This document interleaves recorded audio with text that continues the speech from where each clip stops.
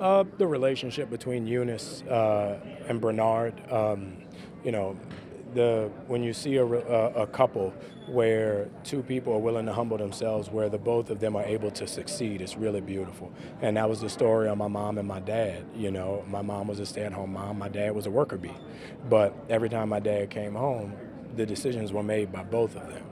And my mom always used to say, your dad is the head of the household, but I'm the neck that turned that head. And when I went to Nia and asked her to do this, I was begged her because she brings a certain level of sophistication and decadence to femininity that you don't really find nowadays. So I was very honored when she said yes to being my wife.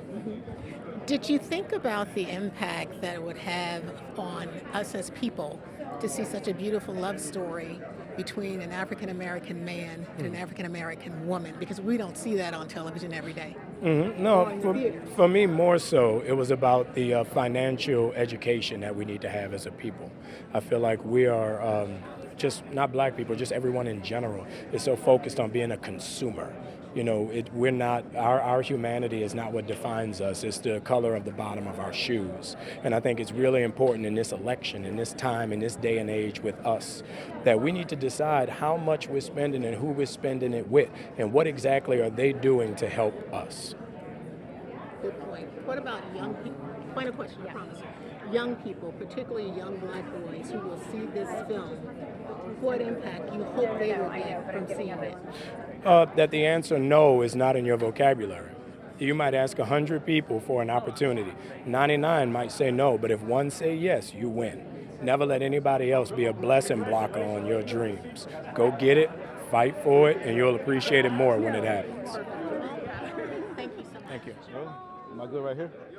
What's up, Jamal? How you doing, bro? making it, bro? Pretty good. First question, we're sitting out here outside the Lorraine Motel. I don't know if you had ever visited, but how does it feel to be this close to where that historic day happened? It's humbling. You know, I have a long history, like we all do, with Dr. King, and just the research that I've done because I've played him in a play, I've played him in a movie. You know, as an actor, I have the great ability to be able to delve into characters and times that most people just gleam over. So to be here this close with this movie that kind of happened simultaneously or in the same, you know, period as what happened here at this hotel with the assassination, it's humbling. And last question, I know this is on the eve of Super Tuesday. What issues are important to you in going into the next general election? Like, what would you like us as a society to make sure that we're legislating or fighting for our next president?